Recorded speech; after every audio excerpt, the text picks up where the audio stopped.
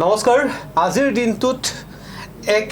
Action মুডত দেখা পোৱা গৈছিল অসম আৰক্ষীত দেওবাৰে সন্ধিয়া এক জঘন্য কাণ্ড সংঘটিত হৈছিল এগৰাকী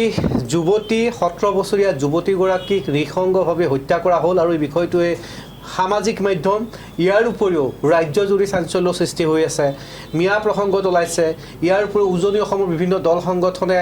কেতিয়াও উজনি অসমত মিয়াক থাকিব নিদিও নামনি অসমৰ দল সংগঠন সকলো যে এতিয়া মিয়া অসমীয়া এই ধৰণৰ সংঘাত আৰু অসম আৰক্ষীৰ গুলি চলিল আৰু তাৰ পাছতে এই ক্ৰিয়া প্ৰতিক্ৰিয়াক লৈ কিছু চৰ্চা কৰিবলৈ শৈক্ষিক সংযোজন আলোক প্ৰবঞ্জন কাকতখনৰ মুখ্য সম্পাদক মহিধৰ কলিতা অবৈতনিক তেখেত ডিবি নিউজ ষ্টুডিঅ'ত আছে আৰু তেখেতৰ সৈতে কিছু কথা পাতিম মহিধৰটা দেখা পোৱা গৈছে যে শেহতীয়াভাৱে অসম আৰক্ষীৰ এনকাউণ্টাৰ আৰু এই এনকাউণ্টাৰৰ পিছতে এই বিষয়টো এটা বেলেগ ৰূপ লৈছে নলবাৰীৰ পৰিৱেশ দেখা পোৱা গৈছিল পুৱাৰ ভাগৰ প্ৰায় 24 ঘণ্টা সময়সীমা বান্ধি দিছিল অনিৰ্দিষ্ট কাললৈকে নলবাৰী জিলা বন্ধ দিয়াৰ ঘোষণা বিভিন্ন দল সংগঠন একত্ৰীকৰণ আসুকে ধৰি বিভিন্ন দল সংগঠনে এক প্ৰকাৰ হুংকাৰ দিয়া বুলি ক'ব পাৰি এই সমগ্ৰ বিষয়ৰ ওপৰত আপোনাৰ কি মতামত হ'ব আসলতে আজি আমি যেটো অসম আৰক্ষীয়ে গুলি চলিল আৰু এই গুলিত ৰজ আলী নামৰ যেটো অভিযুক্ত মানে আৰক্ষীয়ে অভিযুক্ত কৰিছিলে সেইজন এনকাউণ্টাৰত ঢুকাল এই গোটেই সমগ্ৰ ঘটনাটো আৰু ইয়াৰ প্ৰতিক্ৰিয়া হিচাপে উজনিৰ পৰা নামনিলৈকে যি এক বাতাবৰণ সৃষ্টি হৈছে ই কিন্তু আমাৰ অসমৰ বাবে কিন্তু শুভ লক্ষণ নহয়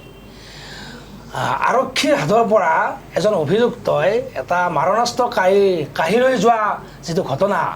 এইটো কিন্তু আমি অসম চৰকাৰক এটা কথাই জনাও বা আমি ভাবো যে এই কথাটো কিন্তু অসম আৰক্ষীৰ এক দুৰ্বলতাৰ পৰিচয় দিছে কাৰণ এজন অভিযুক্তক লৈ যাওঁতে বা অভিযুক্তজনক বিচাৰি যাওঁতে অভিযুক্তজনে মাৰণাস্ত্ৰ কাঢ়ি নিব লগা যেটো পৰিৱেশ সৃষ্টি হৈছে অসমত ইয়ে নিশ্চয় অসম আৰক্ষীৰ কিছু ক্ষেত্ৰত দুৰ্বলতা প্ৰকাশ কৰিছে যি কি নহওক এনকাউণ্টাৰ চলিল কিন্তু নলবাৰীৰ যেটো জঘন্য ঘটনা এই ঘটনাটোক সমগ্ৰ ৰাজ্যৰ লগতে আমিও বিনা দ্বিধাই এক জঘন্য ঘটনা বুলি আমি ক'ব লাগিব কিন্তু এই ঘটনাটোৰ আঁৰত যে আমাৰ সমাজ ব্যৱস্থাটোতো কিছু কেৰণ আছে আজি যে নলবাৰীত যেটো ঘটনা সংঘটিত হৈছে তাৰ পিছত যেটো আমি তাৰ প্ৰতিক্ৰিয়া দেখা পাইছোঁ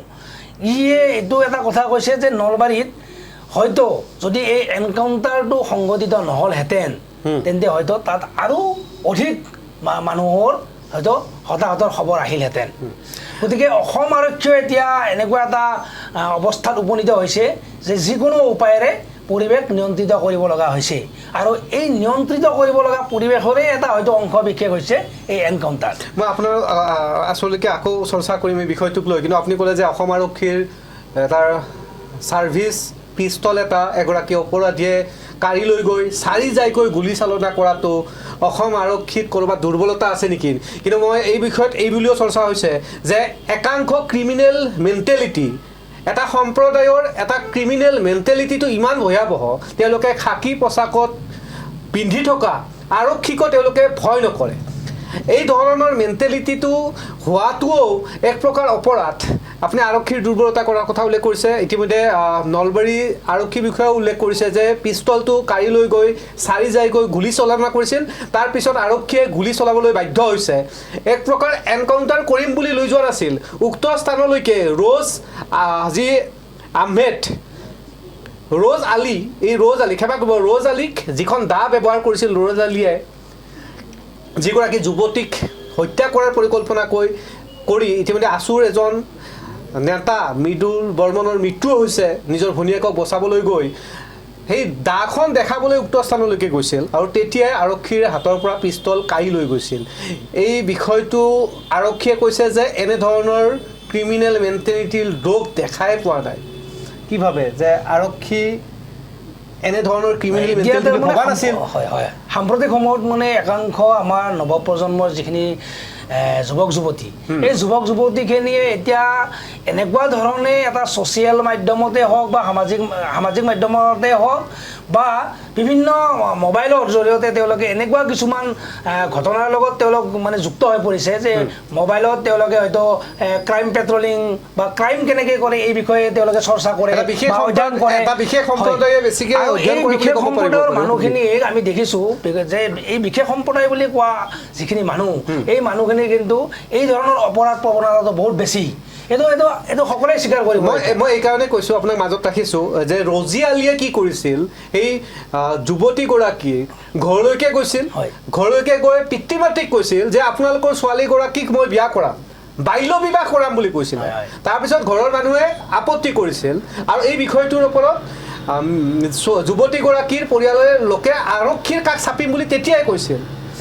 নৱমমান শ্ৰেণীত অধ্যয়ন কৰি থকা ছাত্ৰীগৰাকীৰ ওপৰত এনেধৰণৰ নজৰ দিছিল ৰজ আলিয়ে। আৰু তেতিয়া আৰক্ষীক যেতিয়া জনাম বুলি কৈছিলে যুৱতীগৰাকীৰ পৰিয়ালে, তেতিয়া কিন্তু কৈছিল যে মই আপোনালোকৰ ওচৰলৈকত সেৱা কৰিছোঁ, কোৰাণ চুই শপত গ্ৰহণ কৰিছিল। এই ৰজ আলিৰ পৰিয়ালৰ লোকে ৰজ আলিয়ে বুকুত হাত থৈ শপত গ্ৰহণ কৰিছিল ছোৱালীগৰাকীক কোনো ধৰণৰ অন্যায় নকৰোঁ বুলি। সহজ সৰল মাতৃয়ে, যুৱতীগৰাকীৰ মাতৃ বা পৰিয়ালে তেতিয়া আইনৰ কাষ চপা নাছিল আৰু আজি হেৰুৱাব লগা হ'ল এজন উদীয়মান প্ৰজন্মৰ যুৱক। আপুনি প্ৰজন্মৰ কথা কৈছে, একেখিনি প্ৰজন্মৰ যুৱক মৃদুল বৰ্মনে কিন্তু নিজৰ ভগ্নীক বচাবলৈ গৈ প্ৰাণে ত্যাগ কৰিলে। আজি আছুৰ এজন নেতা কৰ্মী নিহত হৈছে আৰু এজন সম্ভাৱনাপূৰ্ণ এজন যুৱক মাধুৰ্য বৰ্মন 10মান শ্ৰেণীৰ প্ৰথম বিভাগত উত্তীৰ্ণ, আৰ্মি হোৱাৰ সপোন আছিল, সকলো শেষ। আজিৰ তাৰিখত নলবাৰী জিলাত এক শোকাকুল পৰিৱেশ। এই ধৰণৰ বিষয়সমূহৰ ওপৰত এতিয়া বিভিন্নজনে বিভিন্ন ধৰণৰ মতামত দি আছে। আপুনি বাস্তৱ ভিত্তিক কিছু কথা কৈছে যে সমাজখন সংস্কাৰৰ কথা কৈছে আৰু একাংশ প্ৰজন্মৰ প্ৰতিনিধি হিচাপে প্ৰজন্মৰ লোকসকলে কুসংস্কাৰৰ পিনে গতি কৰা বুলি উল্লেখ কৰিছে, সামাজিক মাধ্যম ব্যৱহাৰ কৰি বা ক্ৰিমিনেল মেণ্টেলিটি হৈ পৰিছে। কিন্তু এই ক্ষেত্ৰত কিন্তু আপুনি এটা কথা ক'ব লাগিব যে যদিও বা অপৰাধীৰ কোনো ধৰ্ম বা ভাষা নাথাকে, ইয়াৰ ওপৰত কিন্তু জনপ্ৰতিনিধি বা সামাজিকভাৱে দায়বদ্ধ সংগঠনসমূহৰো কৰণীয় বহুত কাম থাকে। আপুনি কি ভাবে? এইটো একেবাৰে সঁচা কথা। এতিয়া অসম গৰিয়া পৰিষদৰ এজন নেতাই অলপ আগতে আজি ৰাতিপুৱাই তেওঁ মই এটা মানে ছ'চিয়েল মাধ্যমত দেখা পালোঁ যে তেওঁ নিজেই দাবী কৰিছে যে এই অভিযুক্ত ৰজ আলিক এনকাউণ্টাৰ কৰিব লাগে। অৰ্থাৎ গৰিয়া সম্প্ৰদায়ৰ এটা সংগঠনৰ নেতাই যেতিয়া গৰিয়া এটা যুৱককো এনেকৈ এনকাউণ্টাৰ কৰিব লাগে বুলি দাবী কৰিব কৰা পৰিৱেশ আহিছে, তাৰ মানে কি সমাজখন সঁচাকৈ মানে এনেকুৱা এটা পৰ্যায়ত পৰিছে যে একাংশ অপৰাধীক নিয়ন্ত্ৰণ কৰাটো অসম্ভৱ হৈ পৰিছে। এতিয়া আইন আদালতৰ ওচৰলৈ গৈ আমি কোৰ্টত গৈ এনেকুৱা ধৰণৰ অপৰাধীবিলাকক নিয়ন্ত্ৰণ কৰাটো এতিয়া একেবাৰে মানে বৰ দুৰ্ভাগ্য বিষয় হৈ পৰিছে। অসম আৰক্ষী আৰু কঠোৰ হ'ব লাগিব। সেইকাৰণে অসম আৰক্ষীয়ে কঠোৰ হৈছে এতিয়া, কাৰণ যিহেতু ন্যায় ব্যৱস্থাটোতে এনেকুৱা এটা কথা আহি পৰিছে যে অপৰাধীজনে কেইদিনমান পিছত ওলাই আহে আকৌ অপৰাধ কৰাৰ এটা সুযোগ পায়। গতিকে এই ধৰণৰ কথাবিলাক হোৱাৰ কাৰণে হয়তো যদি আইনীভাৱে যে অতি ফাষ্ট ট্ৰেক আদালতত তেওঁলোকক যদি অতি শীঘ্ৰেই যদি তেওঁলোকক উচিত শাস্তি দিলেহেঁতেন, তেতিয়া হয়তো অসম আৰক্ষীৰ এইদৰে বন্দুক গৰজ দিব লগা নহ'লহেঁতেন। এতিয়া ৰাইজৰ দাবী আহিছে, এতিয়া ইয়াত এনেকুৱা নাই যে হিন্দু মুছলমান বুলি কথা নাই। এতিয়া হিন্দু মুছলমান উভয় পক্ষই এনেধৰণৰ অপৰাধীক এনকাউণ্টাৰ কৰিব লাগে বুলি দাবী কৰিব পৰা হৈছে বা দাবী কৰিছে। আৰু তাৰ কাৰণ কিন্তু এটাই যে যিবিলাক অপৰাধীৰ সৃষ্টি হৈছে সেই অপৰাধীবিলাকৰ ব্যৱস্থাটোৰ ওপৰত কাৰো আস্থা নোহোৱা হৈছে এতিয়া। আস্থা নাই। আৰু যিবিলাক ঘৰৰ পৰা এই অপৰাধীবিলাকৰ সৃষ্টি হৈছে সেই ঘৰবিলাকত দেখা গৈছে যে সংস্কাৰৰ কিন্তু বহুত প্ৰয়োজন আছে। আজি সামাজিক সংস্কাৰ যেতিয়া কমি গৈছে সমাজৰ পৰা, হিন্দুৱে হওক মুছলমানে হওক, কিন্তু সংখ্যাগতভাৱে কি হয় এই বিশেষ সম্প্ৰদায়ৰ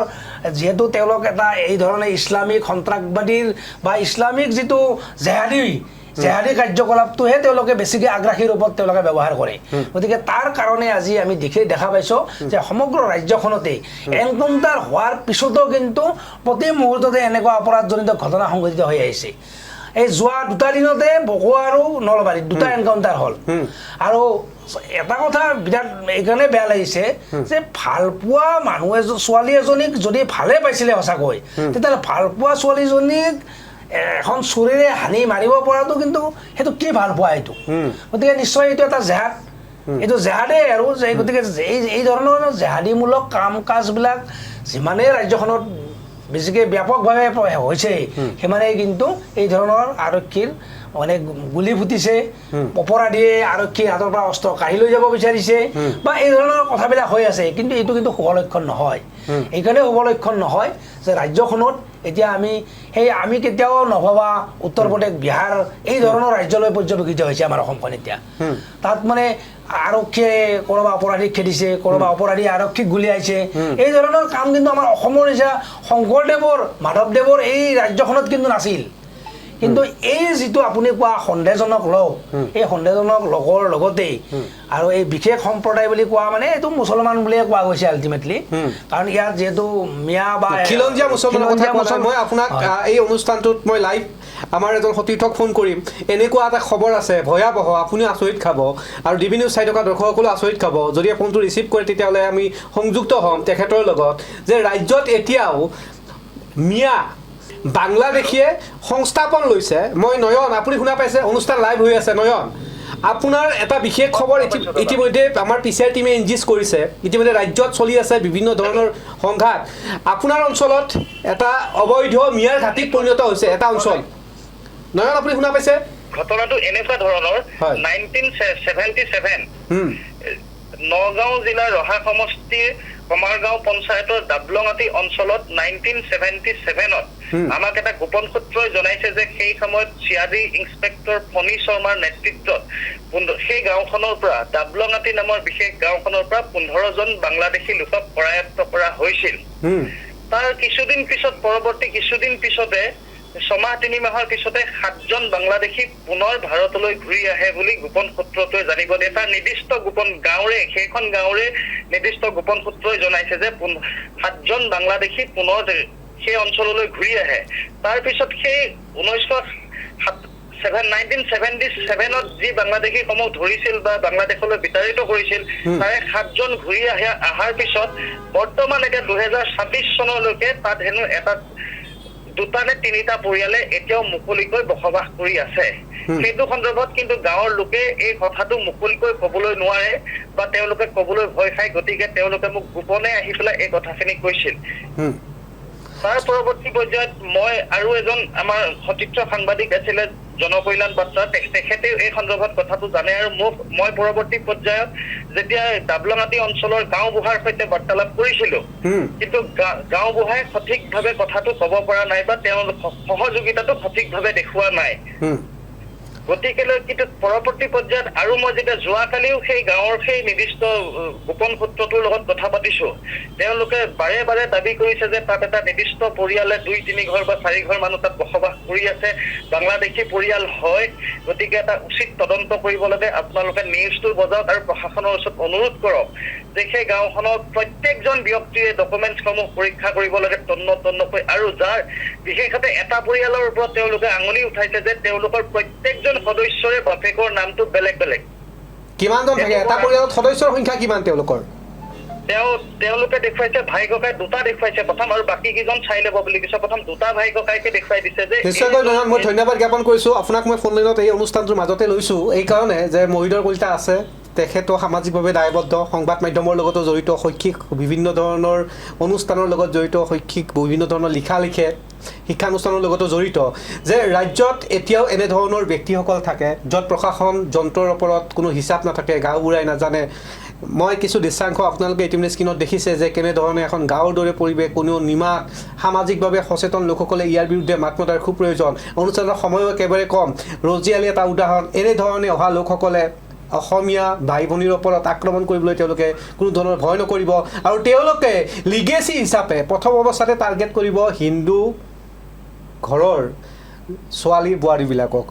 এই ধৰণৰ এটা তেওঁলোকৰ ষ্ট্ৰেটেজি থাকে নথকা নহয় এই কথাও কিন্তু বাস্তৱ কিন্তু অপৰাধীৰ কোনো ভাষা নাই বা ধৰ্ম নাই বুলি আমি কওঁ কিন্তু এনেধৰণৰ মেণ্টেলিটি থকা লোকসকল যিসকল বাংলাদেশী মূলৰ তেওঁলোকক কিন্তু খিলঞ্জীয়া লোকসকলেও এৰি দিব লাগে তেওঁলোক চিনাক্ত কৰিব লাগে আপুনি কি আহ্বান তেওঁলোকৰ এটা আগ্ৰাসন মই কৈছোঁ মানে শিৱসাগৰতে আটাইতকৈ বিভিন্ন দল সংগঠনে এই সন্দেহজনক লোকৰ বিৰুদ্ধে সোচ্চাৰ হৈ আছে কিন্তু সেই সময়তে কিন্তু আমি যোৱা সপ্তাহত এটা বাতৰি পাইছোঁ যে শিৱসাগৰ টাউনৰ ওচৰতে কিন্তু সন্দেহজনক লোকে ভূমি ক্ৰয় কৰিছে গতিকে এই ধৰণৰ আগ্ৰাসনটো তেওঁলোকৰ আছে য'ত তেওঁলোকে বাধা পায় তাত কিন্তু তেওঁলোকৰ আগ্ৰাসনটো বেছি হয় এতিয়া আমি যদি আজি সমগ্ৰ গুৱাহাটীৰ চাওঁ গুৱাহাটীৰ যিটো বাউণ্ডাৰী এই বাউণ্ডাৰীতে কিন্তু এই সন্দেহজনক লোকৰ আগ্ৰাসনটো বেছি এইপিনে চন্দ্ৰপুৰ, এইপিনে জালুকবাৰী, এইপিনে হাতীগাঁও, এইপিনে আজাৰা। গতিকে এই যিখিনি আমাৰ সীমান্তমূৰীয়া তেওঁলোকে এটা সুপৰিকল্পিতভাৱে আচলতে তেওঁলোকৰ আগ্ৰাসনটো চলায় আৰু চলাই সেই অঞ্চলৰ পৰা তেওঁলোকে কি কৰিব পাৰে অপৰাধজনিত কাম কাজবিলাক প্ৰসাৰিত কৰিব পাৰে। কাৰণ বৰ্ডাৰ হ'লে কি হয় বৰ্ডাৰৰ পৰা সেইটো ছাইডলৈ গুচি যাব পাৰে। গতিকে আৰক্ষী প্ৰশাসনৰ তেতিয়া বহুত ক্ষেত্ৰত মানে অসুবিধা আহি পৰে। গতিকে এই ধৰণৰ এটা তেওঁলোকে আচলতে পৰিকল্পিতভাৱে তেওঁলোকে এই ধৰণৰ কামবিলাক কৰে। এই যে ৰজালিৰ কথাটো আমি ওলাই আছে কিন্তু আজিৰ ঘটনা হঠাৎ হোৱা ঘটনা নহয়, কিন্তু তেওঁ পূৰ্ব পৰিকল্পিতভাৱে এই হত্যাকাণ্ডটো সংঘটিত কৰিছে। ছাত্ৰীগৰাকীক তেতিয়াৰ পৰা নৱমমান শ্ৰেণীত অধ্যয়ন কৰা ছাত্ৰীগৰাকীয়ে আছে। গতিকে তেওঁলোকৰ ঘৰেও আনকি কৰাণত ধৰি তাক মানে এই ছোৱালীজনীক আৰু কেতিয়াও চকু নিদিব বুলি শপত খুৱাইছিল। তাৰপিছতো কিন্তু আজি এই মাধুৰ্য বৰ্মন নামৰ যিজন ল'ৰাক আৰু ছোৱালীজনীক একেলগে যে হত্যা কৰিব খোজা যিটো প্ৰৱণতা তেওঁ গঢ়ি উঠিল, কৰাণখনকো তেওঁ নস্বাত কৰিলে আল্টিমেটলি। গতিকে আমি যদিও কৈ থাকোঁ যে কৰাণত ধৰিছে ক'ৰবাত ধৰিছে, এইবিলাক কিন্তু চব মিছা কথা। তেওঁলোকৰ মগজুতে এটা ক্ৰাইম থাকে আৰু সেইকাৰণে আজি আমাৰ এই সন্দেহজনক লোকসকলে য'ত আপুনি তেওঁলোকৰ উপস্থিতি অনুভৱ কৰিব তাতে দেখিব অপৰাধজনিত ঘটনা বৃদ্ধি হয়। নিশ্চয়কৈ আপোনাকো বিদায় দিব লাগিব আৰু অনুষ্ঠানৰ শেষত জনাওঁ যিসকল খিলঞ্জীয়া মুছলমান লোক আছে তেওঁলোকেও এই যিসকল সন্দেহযুক্ত বাংলাদেশী মূলৰ লোক থাকে তেওঁলোকক কোনো কাৰণতে স্থান দিব নালাগে আৰু এই ক্ষেত্ৰত প্ৰশাসন আৰু অধিক কঠোৰ হ'ব লাগিব। শেষত আকৌ কৈছোঁ যে খাকী পোচাক পিন্ধা ব্যক্তিৰ পৰা এটা গান কাঢ়ি ল'ব পৰা এই ধৰণৰ মেণ্টেলিটি, এই ধৰণৰ তেওঁলোকে ভয় নকৰা এই ধৰণৰ ব্যক্তিসকল কিমান বেছি ভয়াৱহ হ'ব পাৰে আৰু তেওঁলোকে দিন দুপৰতে এগৰাকী যুৱতী এজন দাদেকক আক্ৰমণ কৰিছে স্কুটি লৈ আহি থকা সময়ত, যিয়ে আৰ্মি হোৱাৰ সপোন দেখিছিলে। যুৱতীগৰাকী বৰ্তমানো সংকটজনক অৱস্থাত GMCHত চিকিৎসাধীন হৈ আছে। গতিকে তেনে পৰিৱেশ আৰু আপোনালোকেও প্ৰাৰ্থনা কৰক নেদেখাজনৰ ওচৰত যাতে যুৱতীগৰাকী সুস্থ হওক।